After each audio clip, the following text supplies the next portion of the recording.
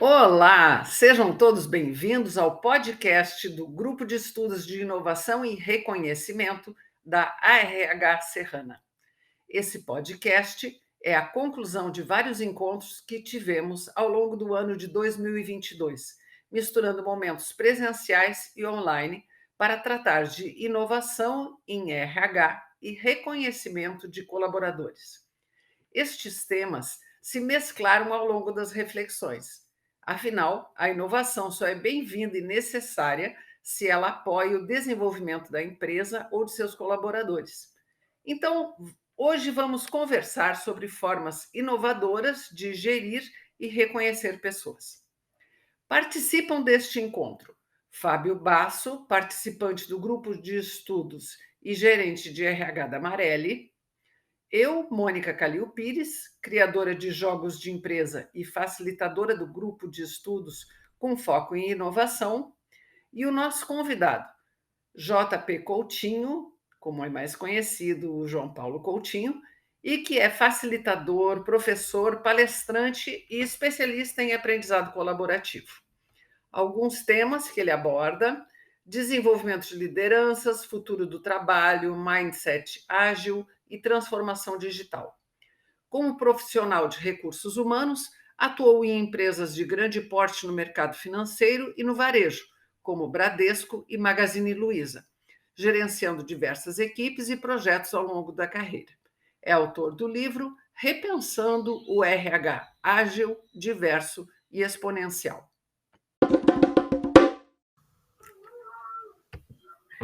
Nos próximos minutos, vamos tratar do uso de metodologias ágeis como forma de inovação na gestão das empresas e também da remuneração ágil. O que é, como se faz, quais os desafios e por que usar a metodologia ágil nas empresas. Sejam todos bem-vindos a esse encontro. JP, desde já agradecemos pelo teu tempo e pela parceria. Já te apresentamos aqui no nosso protocolo de abertura, mas conta um pouco para a gente da tua experiência, da tua trajetória, para que todos possam te conhecer melhor. Oi, Mônica. Olá, pessoal da ARH Serrana. Obrigado pelo convite para estar com vocês aqui nesse podcast. Eu sou o João Paulo, todo mundo me conhece como JP. Eu sou de RH, sempre trabalhei com RH, passei pelo Bradesco e pelo Magazine Luiza, sempre trabalhando com educação corporativa. Desde 2016 eu empreendi aí carreira solo, foi quando eu conheci a agilidade, né, o Agile, que lá no começo eu brinco que eu não sabia se era de comer, beber ou passar no cabelo, mas fui estudando e buscando conhecimento sobre isso e percebi que tinha muita conexão com a área de RH, né? Tinha muita conexão com o que nós entregamos para as organizações. E aí, em 2017, eu lancei o meu workshop, que foi o workshop RH Ágil, e eu brinco que quando eu cheguei era tudo mato, né? Ninguém falava sobre isso, não existia todo esse movimento que a gente vê hoje, mas começando a desbravar esse mindset ágil para a área de pessoas. Hoje eu atuo como consultor, né? Como facilitador de treinamentos, de workshops. Eu participei de algumas transformações ágeis em áreas de pessoas, de empresas bem importantes como o Sicredi, atuo com a Tigre, com a Klabin, com a Kim Ross, com a Vale, algumas empresas aí que estão buscando fazer gestão de pessoas de um jeito diferente. Além disso, eu faço palestras, faço workshops aí em alguns eventos grandes de RH no Brasil, que são importantes para as comunidades, né? E acabei de lançar o meu livro, que é o Repensando o RH Ágil, Diverso, Exponencial, onde a gente faz um mergulho nos subsistemas de RH sobre essa ótica, sobre essa perspectiva da agilidade. Então, de novo, bem feliz de estar aqui com vocês para compartilhar um pouquinho do que eu tenho visto, do que a gente tem feito aí nas empresas. Beleza. JP, obrigado, né? Mais uma vez, a gente agradece a tua presença e participação aqui conosco. E durante o desenvolvimento aqui do nosso grupo, a gente acabou trocando ideias, aprendizados, né? Buscando informações, buscando conceitos, buscando os cases em relação a esse tema que a gente percebe, né? Que assim como você falou, que quando você iniciou tudo era mato, hoje já está mais assim, difundido pelo menos o conceito, né? Mas assim, para a gente aproveitar tua experiência, assim, como que você percebe o momento atual, né, do RH ágil e quais são os principais fatores aí que podem influenciar para que essa mudança de conceito, mudança de cultura e realmente a gente consiga aplicar, né, no nosso dia a dia os conceitos de ter um RH ágil? Bom, Fábio, eu acho que a gente já avançou bastante, né? Quando eu olho para trás, lá em 2017 para hoje, as pessoas com certeza conhecem muito mais sobre o tema, leem mais sobre o tema, né? Buscam conteúdos aí sobre isso e tem, quando você faz um filtro, um bom filtro, tem bons conteúdos gratuitos até na internet sobre esse tema, e aí a gente vê que já existiu uma evolução, mas eu sempre digo que nós ainda estamos engatinhando, né? Ainda tem muito ainda a conquistar e a fazer. Eu acho que as pessoas estão percebendo que o mindset ágil, né, que é o principal, os valores, os princípios, os comportamentos, a cultura ágil, precisa ser incluído na área de pessoas, né? A gente está falando de colocar os nossos colaboradores de fato no centro das nossas construções, porque por muito tempo a gente trabalhou de RH para RH, fazendo o que é mais fácil para nós, fazendo o que é mais cômodo, né? Aquilo que a gente já estava acostumado a fazer. Sair de um pedestal onde a gente se coloca como dono do conhecimento, né? Como a área que tem todas as respostas, e a gente sabe que no nosso dia a dia a realidade não é essa. Então, a gente precisa ser uma área que primeiro se transforma internamente para conseguir fazer essa transformação que as organizações estão pedindo, seja ela cultural, né, uma transformação digital, uma transformação ágil, seja ela qual for. A gente tem que ser, eu brinco que by the book, né? Vamos fazer aqui dentro de casa primeiro para a gente poder falar sobre isso. Não adianta você falar para as pessoas, vamos lá, vamos pensar diferente, vamos fazer diferente, vamos inovar, e a gente continua entregando os nossos produtos, os nossos processos de gestão de pessoas de um jeito tradicional, construído com as portas fechadas do RH, achando que a gente de fato sabe quais são as necessidades das pessoas, as necessidades da liderança, sem ouvir as pessoas, né? Que para mim é o importante, e que esses métodos ágeis, as ferramentas, os frameworks, trazem isso para nós, né? Construir para as pessoas, mas principalmente com as pessoas. Eu acho que essa é a principal mensagem quando a gente está falando de um RH ágil. Um RH que consegue entregar valor para o negócio, mas que embarca as pessoas nessa construção, né? Vai colhendo feedback, se mostra vulnerável. Então, são pontos bem importantes. Mas quando você me fala de passado e futuro, eu acho que sim, nós tivemos uma evolução. Tem muitas empresas fazendo produtos, processos, projetos de um jeito diferente, né? Sim. E ainda temos muito a fazer. O grande ponto é que muitas pessoas acham que o RH ágil é algo mirabolante, né? Que vai mudar muita coisa. Não, tem várias coisas que a gente faz no dia a dia que sim, já estão conectados com esse mindset. E outras que a gente precisa evoluir. Então, eu sempre digo que ágil, ele não é revolução. Ágil, ele é evolução. A gente vai evoluindo todos os dias. E quando a gente percebe, a gente está fazendo de um jeito diferente. Então, temos muito espaço para fazer. Tem muita gente fazendo muita coisa legal. No meu livro mesmo, em cada um dos subsistemas, eu trago muitos cases de organizações que estão fazendo seleção, treinamento, remuneração, avaliação de desempenho, o trabalho como HRBP, né, como Business Partner de RH, de um jeito diferente, mais conectado com essa agilidade. Então, a gente já vê evolução, mas temos muito a conquistar. Perfeito, bacana. Show de bola, JP. E exatamente, a gente percebe essa necessidade, né?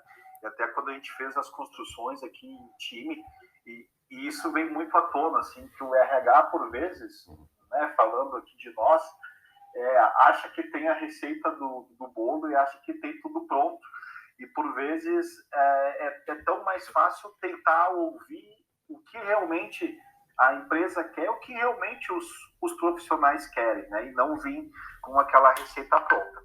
Mas a gente também percebe, assim, JP, que aqui na nossa região, hoje nós temos, que é a região serrana aqui do nosso Rio Grande do Sul, nós temos uma grande predominância de de empresas que têm um perfil de pequenas e médias empresas, que tem um perfil ali de uma empresa que é mais assim familiar, que por vezes vê a área de recursos humanos como uma área que precisa processar a folha de pagamento, precisa fazer as coisas acontecer, mas da mesma forma também quer que às vezes o que seja um RH um pouco mais estratégico, um pouco mais atuante, assim. Que dicas que tu pode trazer para nós, assim, de como tentar virar esta chave, né? Eu vi que você trouxe aqui outros exemplos até de outras áreas que também já tem esse conceito, que daqui a pouco, como a gente pode, não só o RH, mas talvez permear essa cultura de agilidade pela organização como um todo. É isso aí, Fábio, é isso mesmo. A gente já ouve falar hoje sobre Agile Legal, né? Um jurídico, marketing, um Agile Finance, uma área financeira pensando com esse mindset ágil, né? E por que não o RH?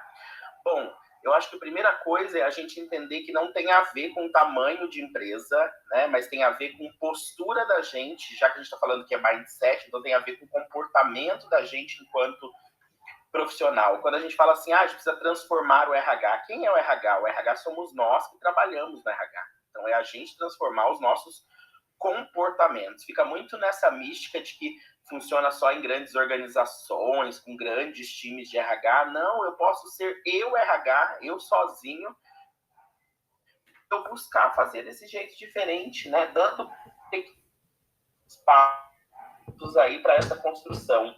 Então, eu acho que sim, o RH é uma área extremamente importante que precisa pagar as pessoas, né? Pagamento é uma necessidade básica, já está lá na pirâmide de Maslow, então ela precisa continuar rodando dia a dia, as coisas não podem parar. Então, sempre que eu falo que eu estou participando de transformações nas organizações onde eu atuo, eu falo sobre isso, né?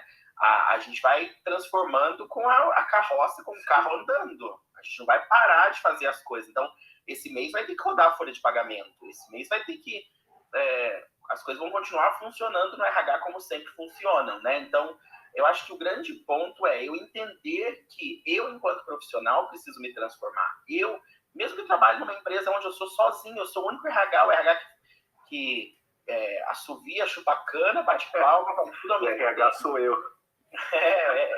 RH único, né? Que a gente consiga fazer de um jeito diferente, estar mais conectado com as pessoas, mais ouvindo as pessoas. De novo, comportamento, né?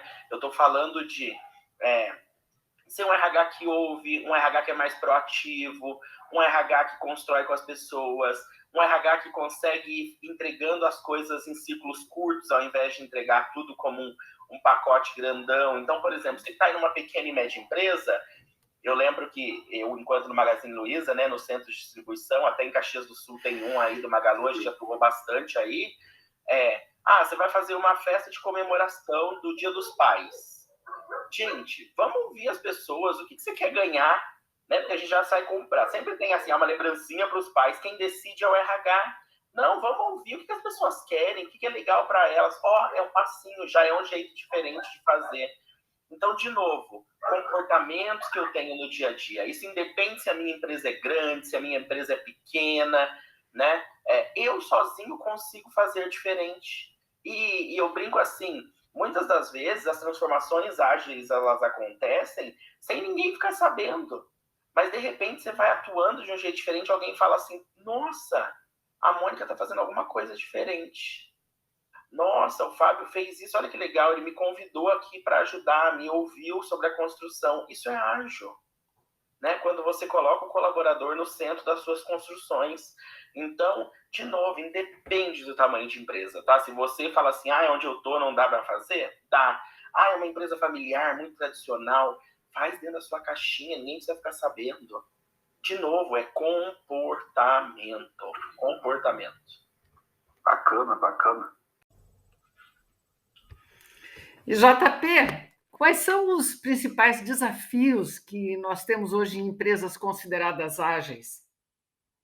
Mônica, o que eu tenho percebido muito e ouvindo aí pessoas profissionais que trabalham com agilidade que não são do RH, né, é que muitas vezes o RH acaba atrapalhando a transformação.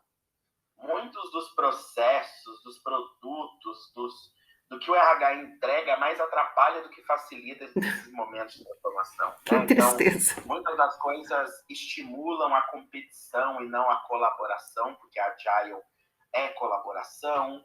Muitos RHs que chegam nos times e falam, olha, mas esse não é o processo, esse não é a norma, isso não é assim que está na política. Um RH que muitas das vezes não consegue ser flexível, não consegue ser adaptativo nas necessidades das pessoas, né? Obviamente que nós somos uma área que é regida por muita legislação, mas muitas das nossas legislações estão muito ultrapassadas. Um exemplo é a nossa legislação trabalhista, ela é de 1943. Eu brinco que ela veio na caravela com Cabral, quase. E é uma legislação que impede a gente de fazer muitas coisas. Então, aqui tem uma provocação que eu faço a todo momento, que é: que batalhas, que riscos eu quero correr enquanto empresa, enquanto RH? Eu vou ficar esperando a legislação deixar eu fazer, ou eu vou tentar fazer diferente e ver o que dá? Muitas empresas que têm feito diferente têm isso, têm apetite ao risco, está tolerando o risco. Né? Obviamente que riscos pequenos, riscos calculados, que não vão expor a imagem, não vão quebrar a empresa, não é isso. Mas não fica na inércia. O grande ponto é que muitos RHs hoje estão usando isso como bengala, ficando na inércia, não saindo do lugar. Não pode, não é assim que faz, e atrapalhando. E a gente sabe que se a gente fica nessa postura e nesse papel, as pessoas vão fazer pelas costas da gente, independente da nossa vontade. Vão fazer? Não, já fazem. Né? E aí depois você fica bravo. Ai, mas isso aqui não estava sabendo, isso aqui não passou por mim. Claro, não passou por você, porque toda vez que chega em você, a resposta é não. Né? Eu tenho muitos exemplos disso acontecendo nas organizações, por exemplo, com meritocracia. A política de mérito é essa, o líder decide quem vai ganhar o mérito. Né? E eu tenho um cliente que o líder foi fazer uma dessas imersões no Vale do Silício e voltou mega provocado a fazer diferente, por exemplo, o mérito. Né? Porque a empresa dele tem 2 janelas de mérito e a política é essa. Ele tem que decidir quem é a pessoa que vai ganhar o aumento, ou quem são as pessoas que vão ganhar o aumento. E ele voltou provocado e pensando, por que eu tenho que decidir se em muitos momentos eu não estou ali no dia a dia com o meu time, não sou eu que faço, não sou eu que trabalho ali às 8 horas com as pessoas, porque eu estou resolvendo outras coisas, estou atuando né, em coisas mais estratégicas. E aí ele pensou, olha, a minha vontade é que o time decida quem vai ganhar o mérito, que as pessoas decidam quem vai ganhar o mérito.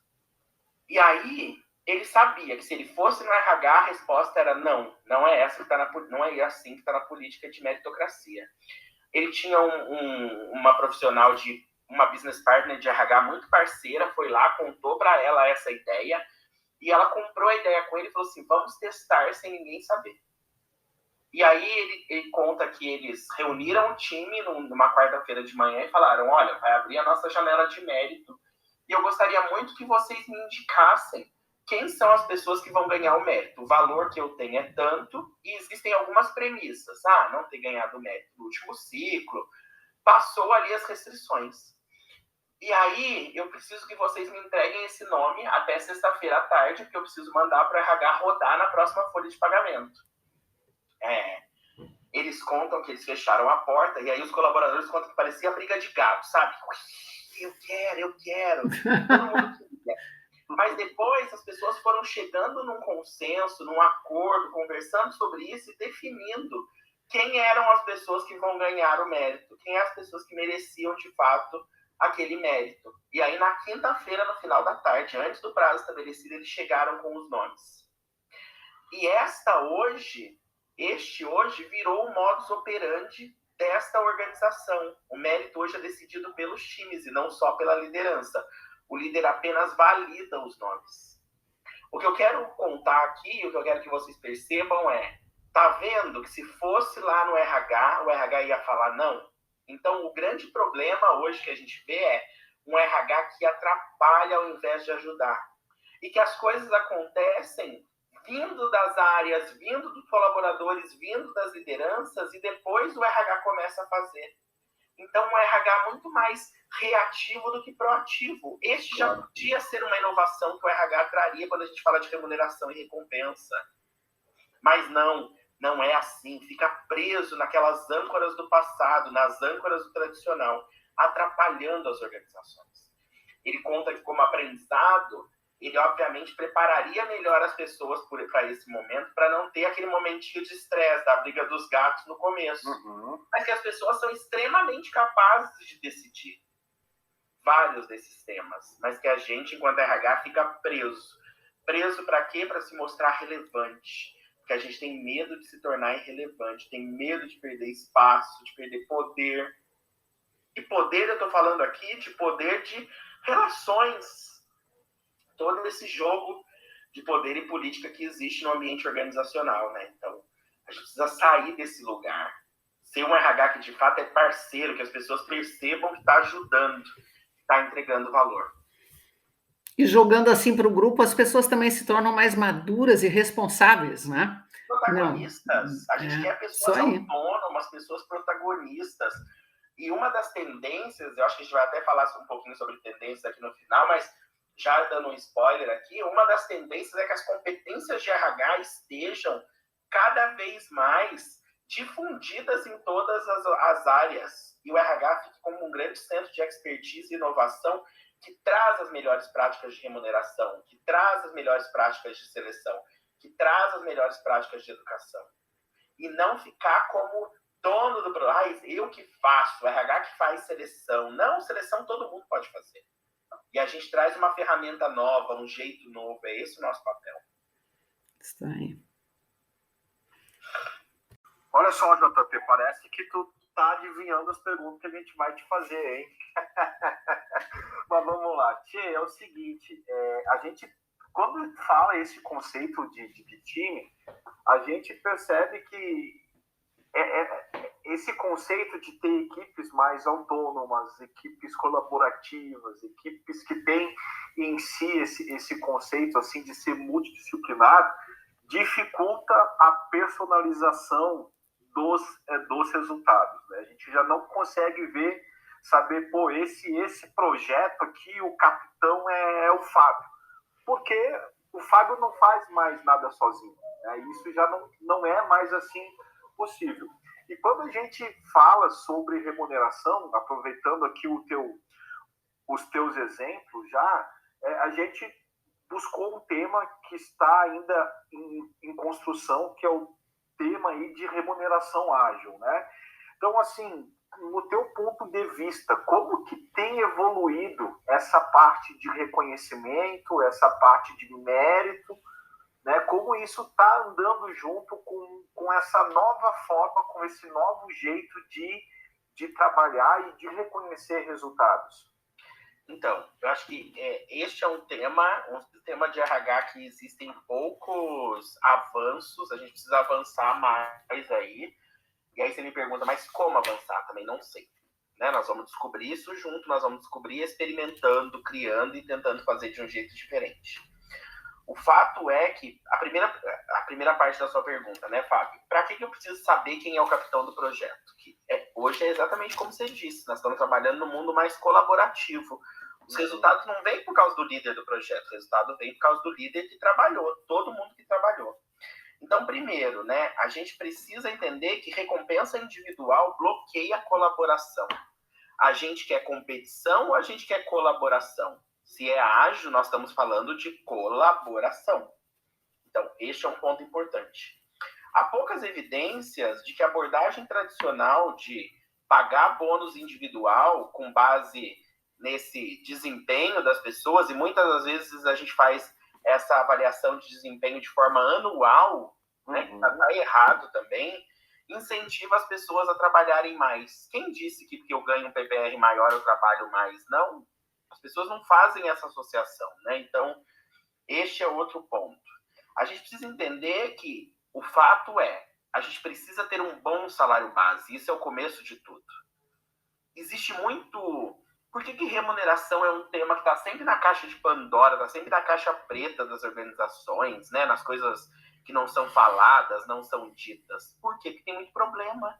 Tem muito problema nas organizações de disparidade salarial, homem que ganha mais que mulher, pessoas que fazem a mesma coisa e ganham um salário completamente diferente, porque quando foram contratadas ficou naquele jogo de tentar pagar o menos possível, né?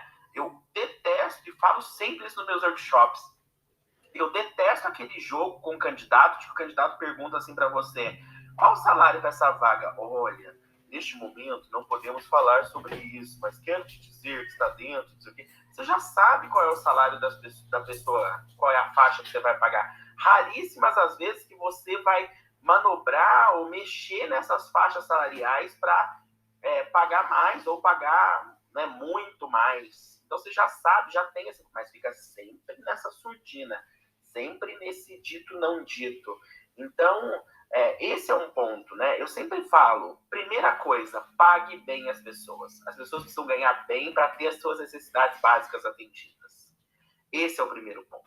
O salário tem que ser justo para todos. Claro. E aí, todo mundo ganhando bem e trabalhando bem, depois você... E essa, nós estamos falando aqui de remuneração fixa por cargo, né? Eu exerço tal cargo e ganho uma remuneração boa e justa para esse cargo. Depois a gente vai falar de remuneração variável a título de função, um projeto que eu assumi, um papel que eu desempenhei, porque é importante que a gente consiga separar cargo, salário de senioridade.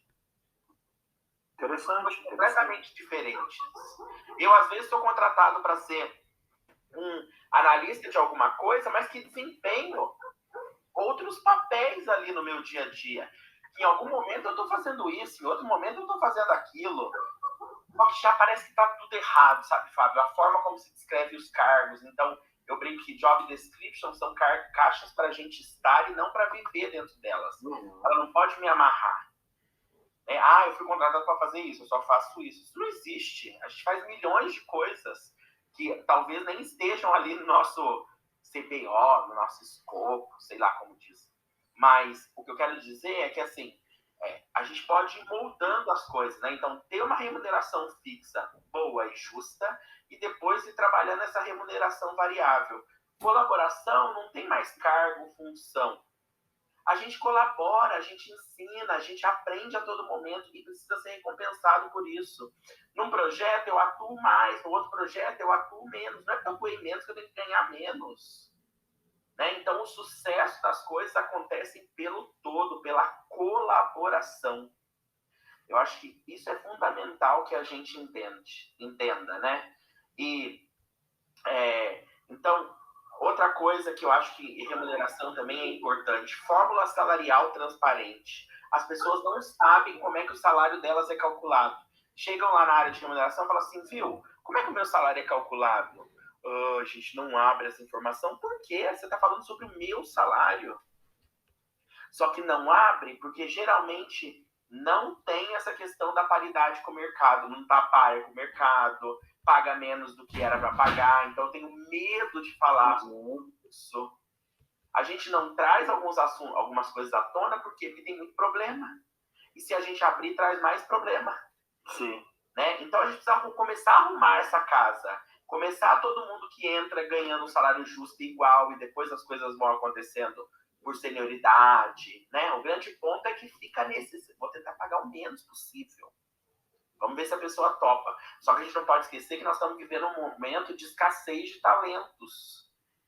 E principalmente empresas, eu sei que na Serra tem algumas empresas de tecnologia, as pessoas estão podendo trabalhar de qualquer coisa, na verdade não é TI, né?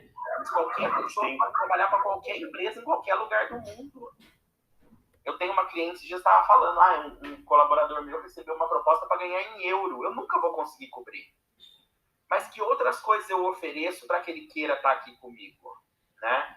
Então a gente começar a pensar um pouco sobre isso e entender que remuneração ela impacta em vários aspectos, impacta desde a minha atração de talentos, como a minha empresa é vista no mercado enquanto marca empregadora, como engajamento do meu público interno. Então não dá para ficar fazendo sempre mais do mesmo. Isso é uma coisa, né? Então, de novo, que batalhas eu quero lutar? Eu quero fazer? Eu quero buscar fazer diferente? Então vai dando esses passos. Pagar de um jeito justo. Ter uma fórmula salarial transparente, para mim é um outro passo. E não é nada de outro mundo. seu salário é calculado assim, assado. E tem vários cases de empresas internacionais e brasileiras que já têm essa coisa da fórmula salarial aberta. Sim. Uma muito legal para quem está nos ouvindo aqui, pesquise Buffer, Buffer, no Google, Buffer. E você vai ver no site da Buffer que lá tem uma calculadora para você calcular o seu salário antes de começar a trabalhar lá. Olha só. De vida, algumas opções que você coloca, e aí olha, isso é o máximo da transparência, né? Como é que depois eu vou dando alguns passos para ter práticas de remuneração, de recompensa baseadas em equipe, e não só no individual, porque o individual fica cada um correndo atrás da sua cenoura. E hoje a gente tem que entender que a cenoura é de todo mundo. Então precisa ser mais colaborativo.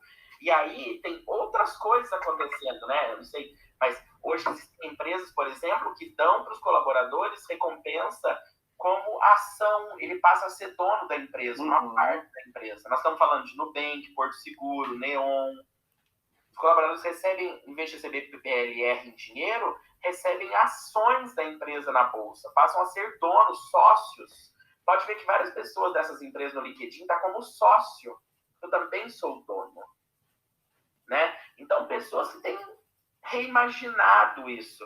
Eu acho que existe uma coisa meio que já enraigada de que remuneração haja, todo mundo saber o salário de todo mundo. Quem sabe um dia a gente possa chegar a ser assim, mas existem passos para chegar até lá. Né? Ainda mais na nossa cultura. Então, sim. Eu olho para isso e vejo. Duas dicas para eu quero começar a pensar nisso. Primeiro, praticar um salário justo e bom, que consiga suprir as necessidades básicas das pessoas, sem ficar nessa coisa de querer pagar o mínimo possível. E outra, ter uma fórmula salarial transparente, onde todo mundo saiba como é que o salário é calculado. Meu salário é calculado porque o custo de vida é assim, o piso salarial é esse, e a senioridade é múltiplo de tanto, né? E assim por diante. Perfeito. Muito bom. JP, quais as limitações que tu percebe na remuneração ágil? Né? Porque ótimo, a gente vem falando de coisas muito interessantes, muito inovadoras e que fazem bem, mas será que elas se encaixam para todas as situações? Então acho que, de forma bem resumida, né, a legislação, obviamente, empaca bastante para que a gente possa viver e pensar agilidade dentro desse tema remuneração, desse tema transparência, né, porque a gente está falando de transparência e várias outras coisas que estão ali dentro. Mas eu quero buscar fazer diferente, vou lutar essa batalha, correr esse risco, ou vou continuar fazendo do jeito que eu sempre fiz? Escolhas. Esse é um ponto. E outro limitador, Mônica, eu imagino que seja essas coisas erradas, todas erradas que existem nesse tema, e a gente sabe que existem e que a gente não pode mostrar. Então, de fato, a gente vai precisar consertar, ou pelo menos começar a fazer de um jeito diferente para poder ajustar essa casa aí. Eu tenho clientes, por exemplo, que quando começaram a pensar nesse tema, foram calcular quanto a gente vai precisar de dinheiro para ajustar as disparidades, sejam elas de gênero, de senioridade, de pessoas fazendo a mesma coisa e ganhando diferente. Muito dinheiro. Mas, de novo, escolhas. Que escolhas eu quero fazer? Né? Como é que eu quero trabalhar com esse tema? E quando você fala de agilidade, é importante dizer que o ágil, ele não cabe para tudo. Ágil funciona em ambientes complexos, nesse mundo VUCA, onde está tudo mudando a todo momento, e no meio do caminho eu sei que vai mudar. Então, eu uso agilidade. Agora, se é simples, eu continuo fazendo de um jeito simples. E está tudo bem. E um recado final é que, muitas das vezes, as coisas vão continuar como estão. E está tudo certo. Eu só preciso ter consciência disso. Consciência das fraquezas, dos riscos, das oportunidades, das ameaças quando eu não mudo. Ou mesmo quando eu mudo. Então, olhar com carinho para isso, né? E perceber que dá para dar pequenos passos rumo a essa agilidade, seja ela em remuneração, seja ela nos outros temas de RH. E aí, como recado final aqui para quem nos está ouvindo, né? Se você quiser conhecer mais sobre esse tema, conheça o meu livro, ele está disponível na Amazon, Ele se chama Repensando o RH, Ágil, Diverso e Exponencial. Tem prefácio da Sofia Esteves, foi lançado pela editora Caroli. Os feedbacks têm sido muito positivos sobre o livro, e lá você consegue conhecer também cases de aplicação de ágil em remuneração numa grande empresa brasileira como a Alelo. Bacana, JP. E esse livro eu posso referendar. Sei que a minha opinião não vale muito, tá? Mas eu tenho ele. Vale sim. E tem autografado ainda pelo JP, tá? Então, realmente é uma leitura bem assim, tranquila, fácil, e realmente nos dá vários assim, insights, né? Eu tenho, assim, no meu dia a dia, atuando como gestor de RH, eu tenho feito algumas provocações no meu próprio modelo de fazer a gestão com o time, e também provocando o time naquele sentido, gente, a gente está aqui para ser uma área de apoio às demais áreas. Então, assim, quanto menos falta a gente fizer para eles, é sinal que o nosso serviço está sendo, assim, bem feito. Então, assim, o nosso papel aqui é fazer parte disso naquilo que a gente pode contribuir. Mas a gestão de times com o gestor. Como que a gente pode contribuir? A parte da remuneração, eu vejo que hoje, né, está ali com nós, mas é nosso papel sinalizar. Empresa, olha só, a nossa posição em relação ao mercado é essa, para que caminho que a gente vai. A gente quer um perfil júnior, pleno, sênior, nós temos que pagar o que vale um júnior, pleno e sênior, né? Então, acho que são pontos aí que foram abordados e que realmente, assim, eu ouvindo aqui, ainda continuo fazendo reflexões para ver aquilo que a gente pode fazer e que realmente está na nossa mão e não depende de ninguém, né? É a mudança, que nem a que você falou várias vezes aqui, eu cheguei a escrever aqui em caixa alta, é mudança de comportamento, né? Então, fico muito feliz com as tuas falas. Desapega das coisas de que esse tema é meu, esse projeto é meu, né? E eu que comando. Não, é de todo mundo, é da empresa. A gente só facilita. A gente, enquanto RH, tem que ser um grande catalisador de inovação e facilitar, não atrapalhar o dia a dia das pessoas. Essa é a mensagem final. Muito bom. Que conversa gostosa que estava essa, viu? E como é bom terminar o nosso semestre, o nosso ano de grupos de estudos com uma conversa dessas, né? Porque vários temas surgiram aqui que foram também discutidos durante os nossos encontros, como a importância da colaboração, a questão da recompensa de forma individual, bloqueando a colaboração, né? Também a necessidade de um pagamento justo, a transparência, a criatividade na composição das formas de reconhecimento, né? Então, essa reconhecer ideia... não é só dinheiro, né, Mônica? Exatamente. A gente precisa entender isso. Dinheiro todo mundo ama, realiza nossos sonhos, mas não é todo mundo que se move só por dinheiro. Cada um tem um motivador. Para alguns é liberdade, para alguns é relação. Entender a motivação, né? Os motivos para a ação de cada um é super importante. O fato é que tudo é dinheiro. Ah, não está feliz? Dá dinheiro. É prêmio? Dá dinheiro. Todo mundo ama, eu também amo. Mas já tem muitas coisas melhores para fazer, recompensas experienciais. A gente precisa falar mais sobre isso. Isso aí. Muito obrigada, então, te agradecemos novamente e é isso aí. Nos vemos em breve, pessoal. Isso aí, obrigado. Valeu. Então, chegamos ao fim deste podcast e agradecemos a todos os que participaram de uma forma ou outra do Grupo de Estudos em Inovação e Reconhecimento, trazendo suas reflexões, suas dúvidas, suas leituras. Mas um agradecimento especial para a Fabiana Tomiello de Freitas, que foi cofacilitadora do Grupo de Estudos com foco em reconhecimento, e ao Fábio Basso pelo comprometimento ao longo de todos os encontros e por fazer a ponte com o nosso convidado.